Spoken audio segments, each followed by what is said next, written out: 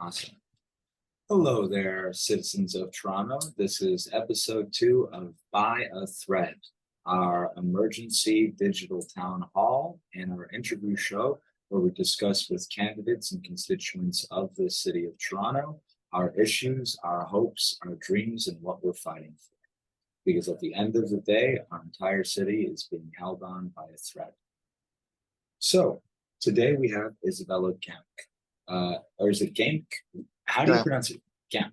All right. Yeah. The founder of POOF, Protecting ODSP and Ontario Works Funding.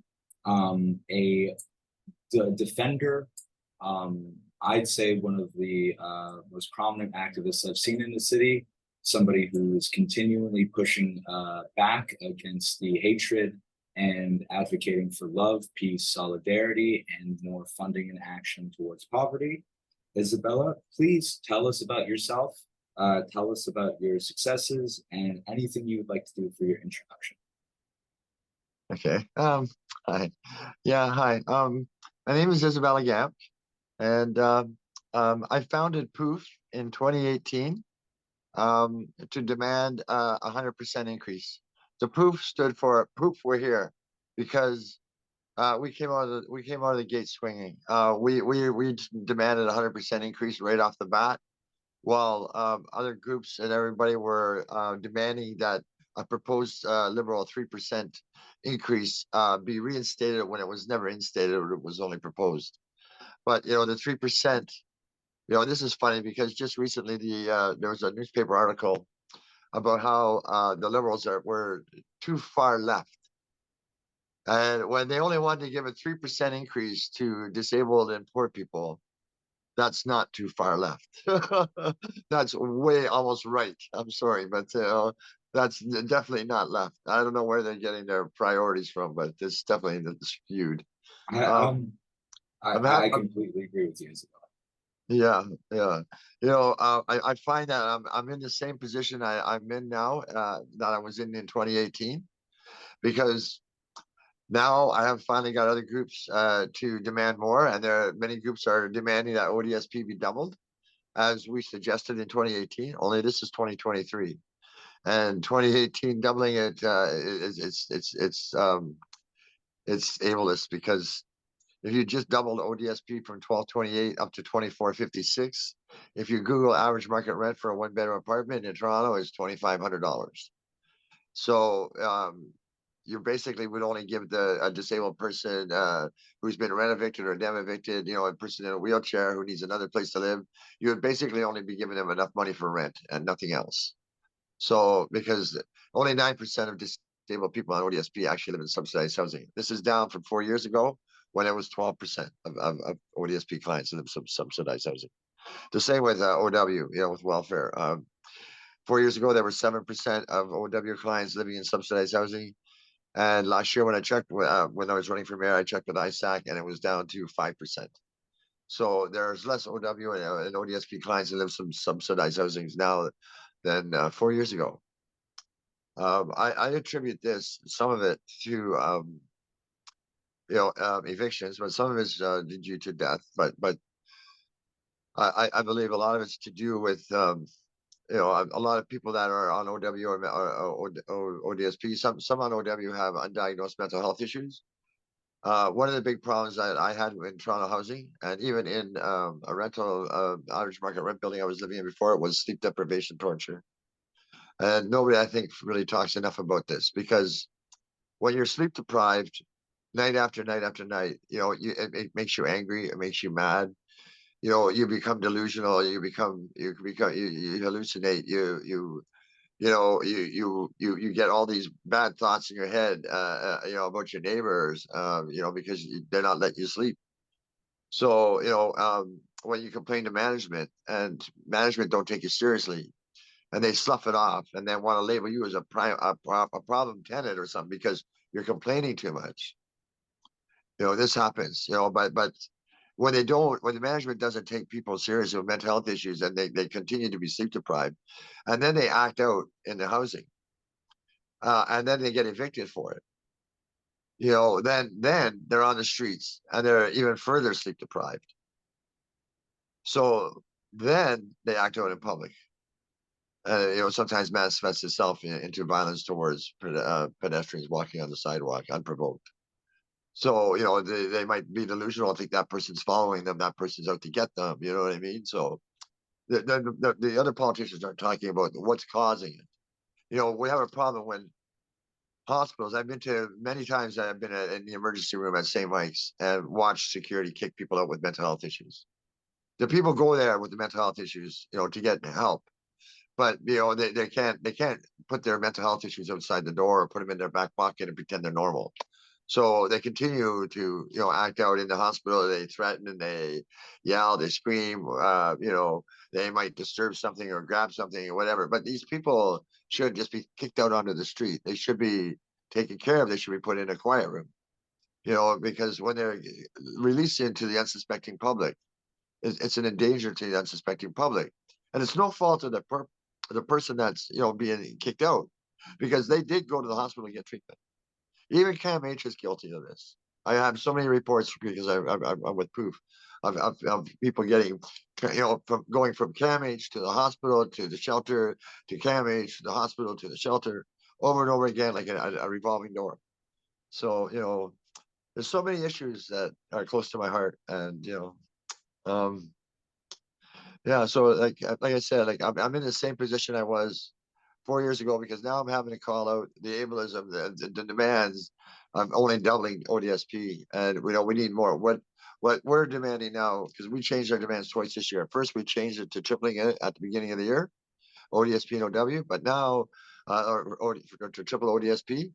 But now we like the shelter allowance. But now we want the shelter allowance to be average market rent money, because by postal codes, so that if a disabled person becomes evicted, or like for rent eviction or dam eviction or for any other reason, that they could go rent another one-bedroom apartment and don't automatically become homeless. So this is a problem. So Could you tell me a bit more about what the process was like for starting POOF, how interested viewers could get involved with POOF, and most effectively, I wanted to ask, and this is a bit of a larger question, do you think this is a continuing trend in our society? And how do we fight against this more broadly? How do disabled folks on ODSP and how do people that are unemployed on OW leverage their power similar to how workers on strike would to reach these demands?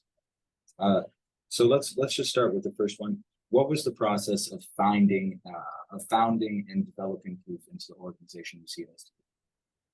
um, I founded it because many things are problems, because one of the big problems was that before I got into housing, I was living in average market rent, and I was living in a unit. And I was okay, and I had moved into that unit after being on the streets for many years. I moved in through the housing allowance program, and I was there for 5 years, and I was doing good. I was, after many suicide attempts, because they being homeless, and I was struggling with my own addictions, and um you know everything was hard. Like, I stopped my addictions when um I finally got housed. After a short while, I managed to stop my addictions to cocaine, which I had started in the '80s with freebasing, and you know so like, after my last suicide attempt, I was writing poetry and carving soapstone. I carved about 250 pieces of soapstone. I wrote a lot of poetry. I published my own book of poems, and I even had some of my poems published in another book that Casey House put out. Um, but the thing was that I was there for 5 years, nice, and then the person above me, a new tenant came in, and it was horrible. They ended up opening a mosque, and um, I was getting woken up at 12:30, and then all through the night, and then at 4:30 again, by many people. I took videos. I went in the hallway upstairs. I took videos, of all these people going into this unit, every night and early in the morning and early at night, late at night. I took the landlord to the housing tribunal twice, and it really did no good. And I had an application in Toronto Housing for 20 years, and I really had to ramp up my um, trying to get my housing worker to get me a place to live and get me into a Toronto Housing. And I had to change my application many times and change it from one bedroom down to a bachelor unit in order to get accepted into Toronto Housing, in order to get away from the noise that was going on and sleep depriving me, at 10 Teasdale Place. So I was kind of driven out of that unit. And, then when I moved into Toronto Housing, I lived at 460 Jarvis for a year, but it was a bachelor unit. And it was very small. And like, I'm kind of crooked and hunched over when I stand up and walk and stuff. And I found that, even just turning around in that unit, I smashed my face on the wall, in the corner of the wall a couple of times. But there was a box that hung down in the shower. I'm tall. I'm a tall person. When I was younger, I was 6'6¾". Now I'm about 6'5½" when I stand up. And um, so there was many unit problems with that unit. It was really just too small for me. So they transferred me like a year later, but they offered me at 200 Wellesley. It wasn't on my list of places of choices. But before I signed the lease, sorry about that. Before I signed the lease, I asked it about noise problems at nighttime, and they promised me that there was no issue with noise problems at nighttime. So I signed my lease with Toronto Housing at 200 Wellesley, only to find out, in a short time later, that there was a problem with noise at nighttime, and it just steadily got worse over the years I was living there. I had a problem with the tenant above me, who was working on e-bikes and stuff, and dragging stuff in the middle of the night and running around, and they were selling illegal cigarettes and stuff. And there's just I had problems with them with noise, and then I had a problem with the tenant beside me with noise, because they were selling hard drugs all night long, and people would be yelling outside the door, "I got $20, I got gold, I got $100 bill, I got whatever." And I'd look out and I'd see who their clients were, and I'd tell the management, I'd tell the police, I'd tell them how to put a stop to it, but they didn't want to do anything, and I would catch a customer. I'd go take my laundry or my garbage down the hall to the garbage room. I open the garbage room door. There'd be one of our customers in there smoking crack in a glass pipe. You open the door, it's like shock to see somebody standing in this little tiny cubicle. You know what I mean? So, and then I had the tenant below me that was an alcoholic that used to like to crank his music at 2, 3 in the morning. And he had a wood shop set up in his bedroom, and he was working on wood things in the middle of the night. So I was trying to run POOF, but because I really think that people need average market rent, because Toronto Housing does not have any transfers now. So if you are in a unit and you're being sleep deprived by neighbors and it really affects your health, I ended up doing a protest at Yonge Street in front of the Toronto Community Housing headquarters at 931 Yonge. So, and then when they did transfer me into seniors housing, and Toronto Seniors Housing said they've never seen anybody get transferred into Toronto Seniors Housing as fast as they did, because they really wanted to get rid of me. Because even though they threatened, when they threatened me, I said, go ahead, bring me to the landlord tribunal, I'll bring this up, and they didn't want to do that. They just like to threaten. So, but so there's a big problem. This is why I have this is why one of the reasons why I started POOF was because my life got wrecked.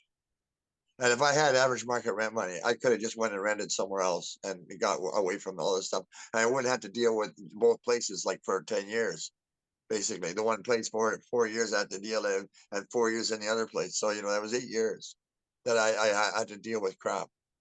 And this is a problem. This is why, if I become mayor, I would advocate that future builds, they get change the building code. So, because I understood from the security guards at Toronto Housing that they sometimes their shifts are in condos and stuff, and they had the same problems, exact same problems. So I think buildings should be soundproofed between floors and on exterior walls, so people can get a good sleep.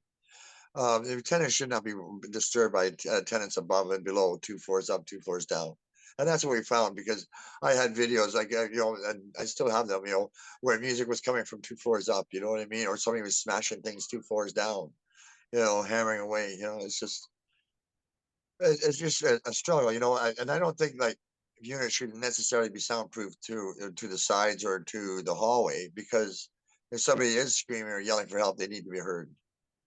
This is a problem, right? So if somebody falls down, they'll break a hip or something, and they can't get to their phone, or somebody's being attacked, they should be able to. People should be able to hear them. It's definitely That's one of the main reasons that I started Poof, was that we're struggling so much, and my mom passed away in 2016, and I got a small inheritance in 2017. And I was, using that and adding to my income, but it was like, it's every month it seemed I was adding $200, and I'm still adding, from what's left of my savings. And when my savings run out, that'll be it. I won't have any more money to add to my income, and I don't have very much savings. It's less than $5,000. So that's not going to go 80% of far. 80% of Um, Canadians are living paycheck to paycheck, Isabella. So I think that's very relatable. it's just, I have a credit card debt over 10 grand. I had to even stop making the payments because it's just, I tried to get them to work with the bank and stuff, and they just were unwilling to cooperate. They didn't want to give me a lower interest credit card. They didn't want to change, cancel my credit card and change my debt into a loan and let me pay it back that way. They didn't want to help at all. I'm in a similar So situation I'm as still well. dealing with that. Yeah. Um, you know, people shouldn't have to struggle so hard and stressful.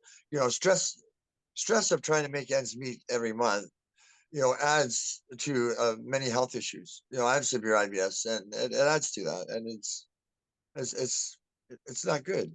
People shouldn't have to have this worry all the time. No, they shouldn't. And Isabella, I was wondering to move forward a bit. Pardon We me? just I was just wondering to move forward a Could you bit. speak up, please? I Oh, can't hear you. can you not hear me? It's very muted. It's very muted. Let me try moving it. Does that sound any better? It's a little bit better, but yeah. Is this any better? Well, Now I can't hear you. yeah, it's just that it sounds like you're talking very low.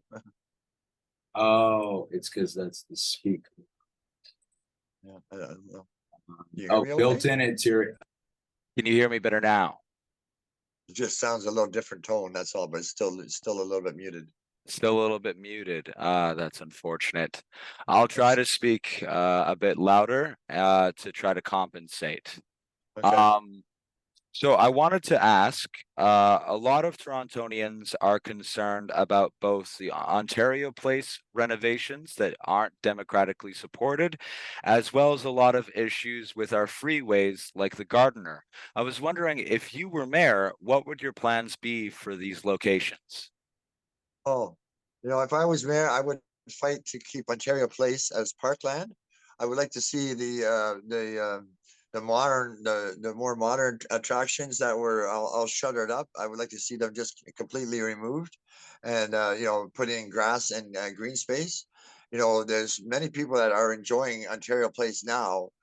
If you go there, you see how many people there are, and there's nothing open really. So um, people like to use that as a refuge away from the noise of the city. And I think it's a good spot. I think it would be a really good park because of all the new condominiums, especially down by the waterfront, that are going to fill up with people, and they need places to go for the park. Center Island's been pretty crowded for the last few years, so we do need more parkland down on the waterfront, and we certainly don't need a big parking lot down there. This is not right because it would just add to the traffic congestion. There's a problem with wanting to put the science center down there, I feel, because it's like the government's trying to divest or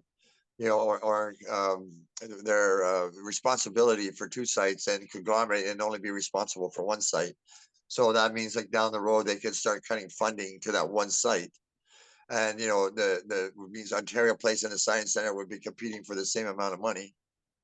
So this is what I see, because you see how Doug Ford works, to cut things all the time. He's probably always cutting, right? So things that the public need, then this is wrong. They haven't done any proper consultations. It should probably have been a referendum vote across Ontario to see what Ontarians want to do with Ontario Place, because it's for all Ontarians.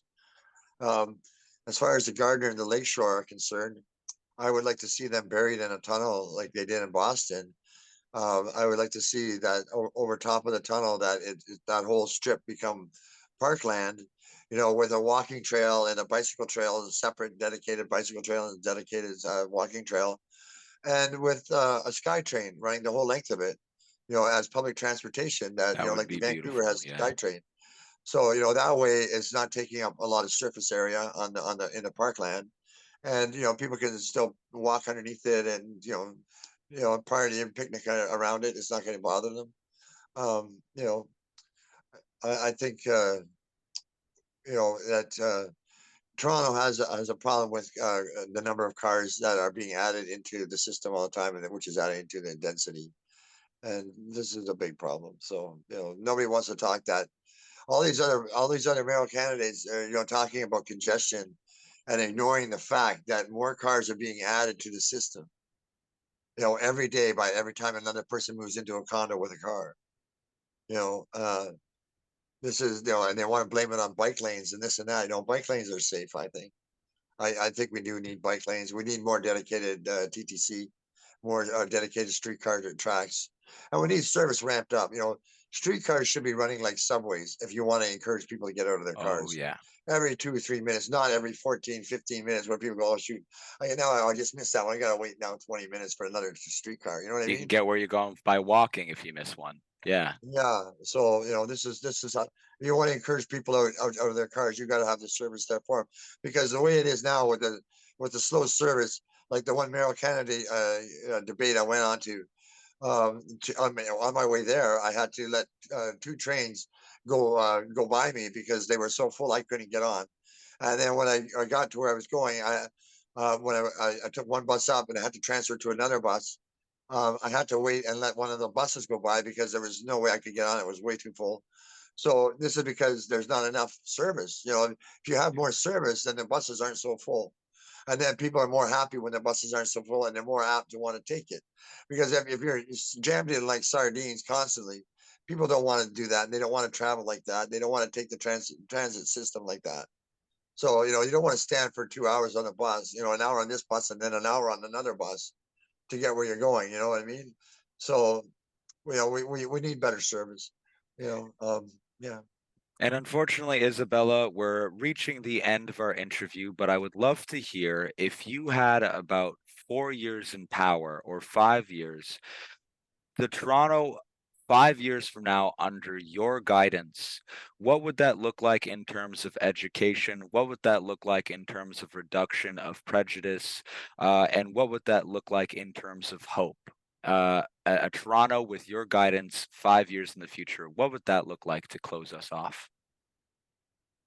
John Tory used to go on to breakfast television all the time. He was invited all the time, but he never spoke up or tried to tell the public anything useful. It was always to promote something, some event or something. It was never, his advice to citizens or any, I would like to, maybe, have a chat with citizens every morning and maybe from City Hall, some kind of news release and talk about current issues. I want to see the hate stopped, against the LGBT community and stuff. I would like to see the city work with the 519 and organize more public events that include, the general public with the two-spirited LGBT I plus A plus community. Um, like organizing picnics and family days where the public can see that, we're just normal people too. You know what I mean? There's Yeah. nothing to be afraid of us. There's no reason to be afraid of us. We're not allowed to indoctrinate anyone. We're just trying to live our life. You know, um, you know, because some people have seen drag performers online doing inappropriate things in front of children. They want to blame all drag queens and kings, whatever, and say that they're doing that, and when they're in fact they're not. They're basically just reading storybooks to children. But they want to blow it out of proportion, because hate is popular right now, and you know what? We got to stop that hate is popular stuff because there's just too much of it going on, and it's just it spills over into everyday life, and it's not good. People have to be educated. I believe that children, should be educated about all types of sex. I say this because I was sexually abused as a child, and had I known better what was going on, I would have been able to report better back to my parents. Um, you know, one of the problems was, when we were kids, it's like, don't be a tattletale. My mom had 7 kids, so they're busy all the time. Parents, it's like, so that's a bad thing. Like, parents started that back in the day. Now it's like, oh, people say snitches will get stitches. Well, this is bad. You're threatening kids with physical harm, for telling on a bully, or telling, this is, we need whistleblowers later in life, to expose the government and stuff. So, people need to listen to children when they have a problem, not say, snitches will get stitches. That's not the way to go. Just that can result in children being sexually abused, sexually assaulted, bullied, and they have no recourse to do anything about it. By not teaching children about all types of sex, you're basically laying the groundwork, and leaving children vulnerable to the real pedophiles and the predators. When I was sexually abused as a child, it was by people who identified as, Christian heterosexuals. So, and people want to blame all these other people just on the two-spirit LGBT community. They're basically rehashing, homophobic um, rhetoric from the 1960s, and they're just transferring it onto a different group of people. So, yeah, I would like to, tell the public, you know, um, so many things I would stand up for. John Tory never once ever complained that Toronto seniors were being moved against their will in Toronto hospitals. Or the Toronto seniors were dying in long-term care homes because of the ineptness of the provincial and the federal governments to take care of seniors. This is a problem. People want to talk about supportive housing, but when you see how Doug Ford understaffs the Toronto seniors long-term care homes, how are we going to get them to adequately staff supportive housing? They never even staffed shelters properly. I mean, all these years they should have had mental health experts on call in there, like in there, permanent basis, 24/7. So, because people with mental health issues and addiction, they'll talk when they're ready to talk. And then they don't, when they're ready to talk, they don't want to go to say, okay, and then say, go to the person, I want to talk to you. And then person say, okay, you know what, here, I'll make an appointment for you from 2 weeks from tomorrow. And that's not going to work because addictions get in the way, struggles get in the way. They're not going to make that appointment. They should be able to talk to somebody when they feel like opening up. And that would probably solve a lot of the problems and trauma issues. And, I think that we're going to see a lot more homelessness, a lot more sexual abuse, because people aren't being educated to get off their phones sometimes, parents. I see there's a lot of parents that are doing TikTok videos or whatever else, and many of them probably are ignoring their kids while they're crying in their crib. This leads to abandonment trauma issues later in life. And the more social media platforms that are out there, the more their parents are engaged in social media. And parents, adults have to be, they talk about limiting screen time for kids. Well, we also got to limit screen time for adults. Even myself, I find at times I just got to turn off my phone and unplug, or turn off my Wi-Fi, my data. Go to have a nap, go for a walk, go do something. You know what I mean? Yeah, Because because I'm an activist, I'm very busy on social media, and sometimes it just wears you down. You know it what I mean? trains you. It There's a lot of trains you. hate on social media that's got to be addressed as well. Oh, I saw so much just putting in that Chris Sky person, just hatred after hatred, lie after lie. We just keep seeing people go for propaganda and try to get people on bike lanes or because they're always looking for scapegoats throughout history. And it's just like that poem. First they came for the queer folks, then they came for the Romani that were known as gypsies back in the day, then they came for Jewish people, and then they'll come for you. And we get broken down. But Yeah, Isabella, that's true. That's true because even Hitler, he perfected his technique for the Jewish people on disabled and homosexuals. yeah, So people don't want to talk about that part of it. They the just books that were burned were books on the Institute of Sexology, and they were doing things like they did the first gender reassignment surgeries, and a lot of that research, a lot of that data is lost, a lot of those doctors, a lot of those patients killed, and You we know, need to a understand. lot of countries were on board with Germany and eugenics back in the early 1900s and Yes, late 1800s, early 1900s, and they were up all for eugenics up until World War II. And just because they don't call what's going on today eugenics, what we see in reality is basically eugenics, it's a rebranding of an old type of subjugation, and we need to be social aware of it. murder. And Yeah. to end off, Isabella, I just want to know your social media platforms. Where can people find you? I know that you're on isabellafortoronto.ca. Um, and you could repeat that for us. Is there anywhere else people can find you or contact you? Yeah, people can also look me up on Google. They can look me up on Facebook and Twitter. All my pages are public. Um, there's a lot of hate that Twitter is very toxic. If you go through, you'll see that people have attacked me quite a bit. Um, Elon Musk, he's got to do something.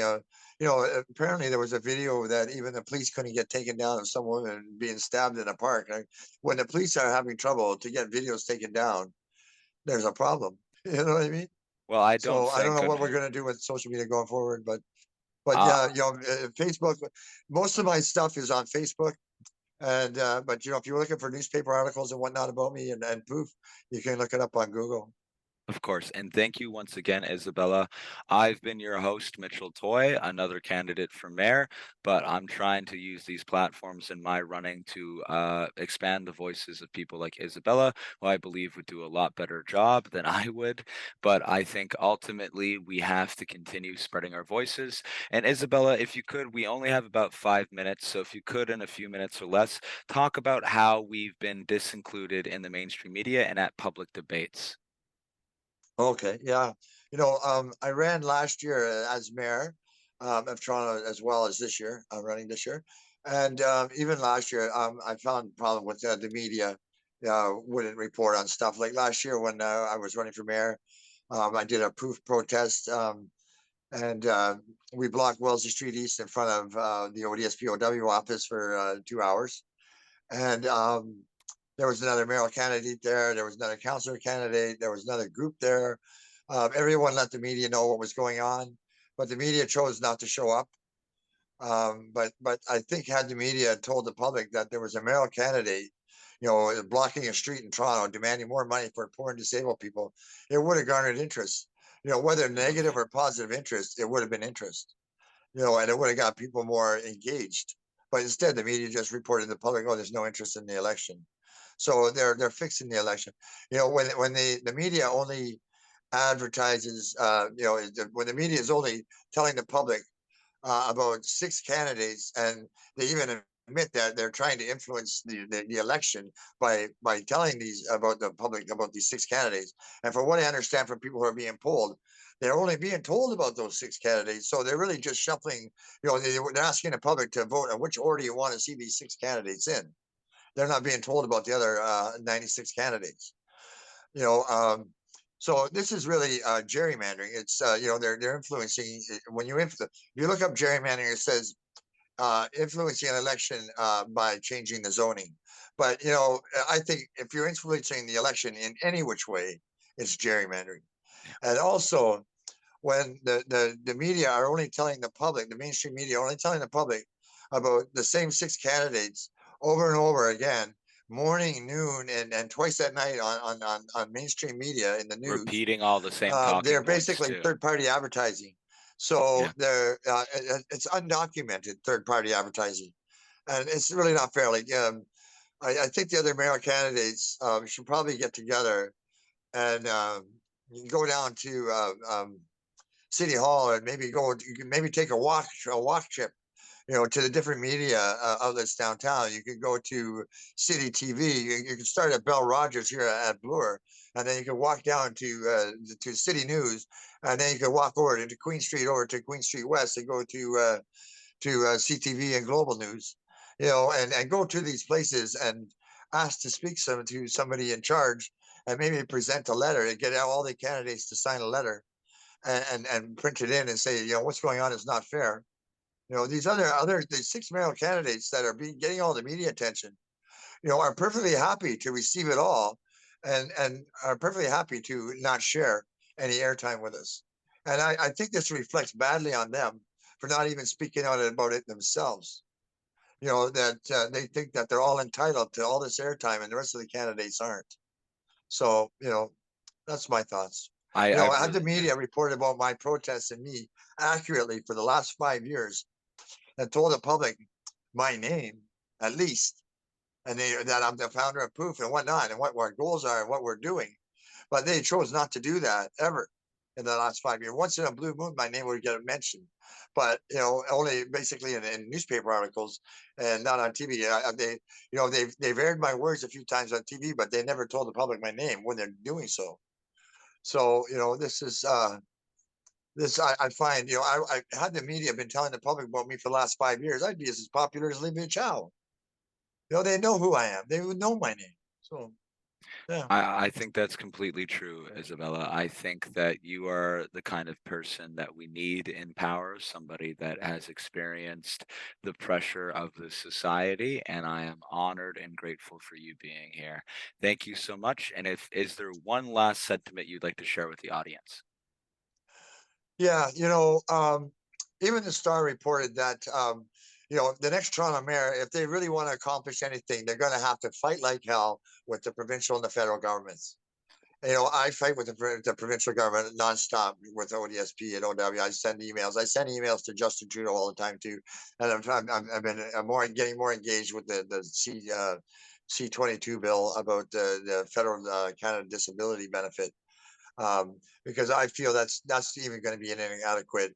And basically, what they've done now is they've divided the disability community into thinking that this is better than this, and then it's I